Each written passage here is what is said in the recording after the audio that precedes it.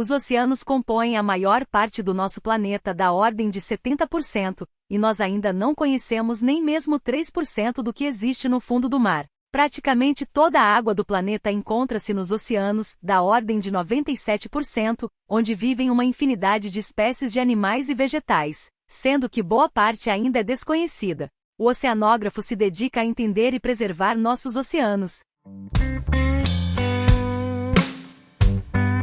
A oceanografia é a ciência que estuda os mares, os rios e oceanos, e o oceanógrafo é o profissional que atua em diversas áreas das ciências marinhas. Conhecer as profundezas dos oceanos ainda é um desafio, pois a pressão das águas esmagaria nosso corpo. O ponto mais fundo já visitado fica no Oceano Pacífico, na Fossa das Marianas, e possibilitou ao homem uma visão da vida existente a 11.000 metros abaixo da superfície.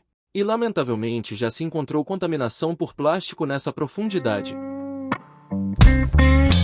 A oceanografia é considerada uma área recente das ciências. Ela teve seu início no final do século XIX, quando começaram as expedições por várias nações com o intuito de explorar as correntes oceânicas e o fundo do mar. A primeira expedição científica, a Expedição Challenger, foi realizada entre os anos 1872 e 1876 a bordo de um navio de guerra britânico, mas foi com a Segunda Guerra Mundial que o interesse de conhecimento da vida oceânica aumentou, pois conhecer mais sobre os oceanos poderia apresentar vantagens de combate, isto é, ter domínio dos mares para a política e ampliar o comércio.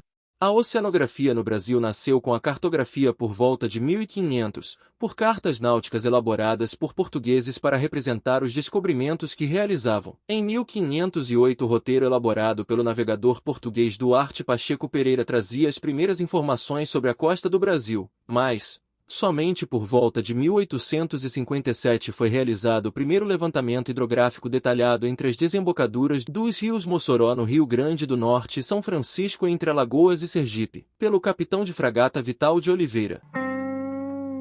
Um marco importante no âmbito do conhecimento das ciências do mar em território brasileiro ocorreu em 1946. Quando o pesquisador Vladimir Besnardi foi convidado pelo governo de São Paulo para dirigir o Instituto Paulista de Oceanografia, o qual foi incorporado à Universidade de São Paulo em 1950. E o primeiro curso de graduação foi criado em 1970 na Fundação Universidade do Rio Grande, e atualmente é disponibilizado em 14 instituições, sendo a profissão regulamentada desde 2008. Olá pessoal, eu sou Edson Moreira do IPEM, o Instituto de Pesquisas Energéticas e Nucleares, e eu fui convidado pelo canal Jovem Cientista para contar para vocês um pouquinho da minha experiência na área de oceanografia. Então, a oceanografia é uma área de pesquisa muito ampla e por isso pode ter profissionais de diversas formações estudando aspectos diferentes, mas todos relacionados ao mar. Do meu ponto de vista, um dos aspectos mais importantes do trabalho da oceanografia é o estudo da poluição marinha, ou seja, é o estudo do impacto que as atividades humanas podem ter na vida dos organismos marinhos, desde micro-organismos até os animais de grande porte, peixes de grande porte, mamíferos de grande porte que a gente encontra no mar. O homem sempre usufruiu das riquezas do mar e sempre acreditou que o mar era infinito, né? Que você poderia continuar tirando tudo que tem lá e jogando tudo que você não quer mais lá, e isso não ia ter problema nenhum, porque ele iria diluir tudo. Hoje é sabido que as coisas não são bem assim, a coisa é mais complicada que isso, e a gente sabe que o mar também é um recurso finito, então a gente tem que cuidar bem dele. Então, na minha atividade profissional, e eu sou químico de formação, e eu trabalho, então, com análise de poluentes químicos em tecidos de animais marinhos. Então, um exemplo típico é o caso do mexilhão, aquela conchinha que fica preso nas rochas. Ele consegue todo o seu alimento filtrando a água do mar. E ao filtrar litros e litros de água por dia, o mexilhão ele acaba por acumular nos seus tecidos moles, aquela carninha que tem ali dentro da concha, os poluentes que estão na água do mar. Então, se você analisar os poluentes que estão no mexilhão, você consegue comparar regiões diferentes, praias diferentes, e você pode ter uma ideia relativa do impacto ambiental que está tendo nessas praias. o estudo, a análise de mexilhões, ela é feita no mundo inteiro numa coisa que é chamado biomonitoramento, ou seja, utilizar seres vivos para fazer um monitoramento da qualidade daquela ave. Então, a gente tem trabalhado com parceiros, né, do Instituto Oceanográfico aqui da Universidade de São Paulo, na análise de mexilhões, ôngules, ostras e outros moluscos encontrados no litoral do Brasil. Um outro aspecto importante do nosso trabalho tem a ver também com a determinação de elementos químicos e ligados aí, então, a peixes, ao pescado. Por que isso? Porque a ideia, então, é dar uma contribuição à segurança alimentar. E o que seria isso? É quando a gente garante que, quando a gente está comendo um determinado peixe, não vai ter lá elementos químicos tóxicos que possam causar prejuízo à nossa saúde. Dentre esses elementos químicos, um dos mais importantes e o que mais se destaca na análise de peixes, o mercúrio. Por que o mercúrio? Porque o mercúrio é um elemento metálico e tem propriedades muito específicas, ele é muito volátil. O que quer dizer isso? Ele evapora, né? Então ele evapora e é levado pelas chuvas e pode cair em um lugar muito longe, chover em outros lugares. Uma mineração, por exemplo, acaba espalhando mercúrio por todo o planeta. Então é importante a gente verificar se esse mercúrio ele está em quantidades acima de um determinado limite, que é dado pela legislação brasileira. Existem legislações em todo o mundo falando sobre mercúrio e outros elementos como cádmio, chumbo, arsênio, né, que são elementos que a gente determina usando uma técnica nuclear, né, já que nós estamos aqui no IPEM.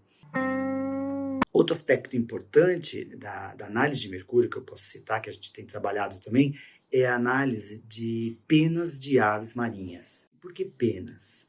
Porque é muito interessante que, como o mercúrio tem uma tendência em se acumular na cadeia alimentar, ou seja, quando você tem um peixinho que come uma plantinha que tem uma certa quantidade de mercúrio, aquele mercúrio fica acumulado no tecido daquele peixe. Então a gente chama isso de bioacumulação. E aí quando esse peixe pequeno é comido por um peixinho maior, que por sua vez é comido por um maior ainda, vai aumentando, vai acumulando cada vez mais num fenômeno que é chamado de biomagnificação. Ou seja, você aumenta na cadeia alimentar a quantidade de mercúrio. E isso é péssimo para os animais que estão aonde? Que estão no topo da cadeia alimentar. Ou seja, aquela ave marinha que come um peixe que é topo da cadeia lá no mar, ela vai acumular mercúrio nos seus tecidos também. Então, as aves elas têm um mecanismo para se livrar desse mercúrio, que é, devido às suas características químicas, o mercúrio acaba se ligando, ficando preso nas penas da ave. Então, quando a ave troca de pena, fica preso ali e ele acaba saindo da circulação do tecido da ave, fazendo com que o impacto daquele elemento tóxico seja menor. A gente, analisando apenas de aves encontradas no litoral do Brasil, a gente pode também avaliar o impacto ambiental das atividades humanas. E esse é um trabalho que a gente tem feito em colaboração com uma universidade, com a Unicinos, que é uma universidade no Rio Grande do Sul. Então, a gente tem analisado penas lá do estado do Rio Grande do Sul e também até mesmo penas da Antártida, penas de aves da Antártida que foram coletadas lá. Então, é uma maneira da gente contribuir com estudos, com status de saúde, né, dessas populações de aves e contribuir também com a oceanografia. Tá? Então, obrigado pela atenção, espero que vocês tenham achado interessante e fico aí à disposição para quem quiser me perguntar alguma coisa. Tá? Um abraço. Você tem feito sua parte pela conservação dos oceanos? Infelizmente, já destruímos mais do que conhecemos. Viu como é importante a oceanografia? Interessante os trabalhos do Edson, hein? Usar o marisco, mexilhão para monitorar a saúde do oceano. E se você chegou até aqui, acho que você gostou, né? Nós merecemos o seu like e o seu compartilhamento para ajudar a desmistificar as ciências nucleares. Aproveite e se inscreva em nosso canal do YouTube e ative as notificações e fique ligado nas nossas novidades. Nos sigam no Instagram, TikTok e Facebook. Até a próxima!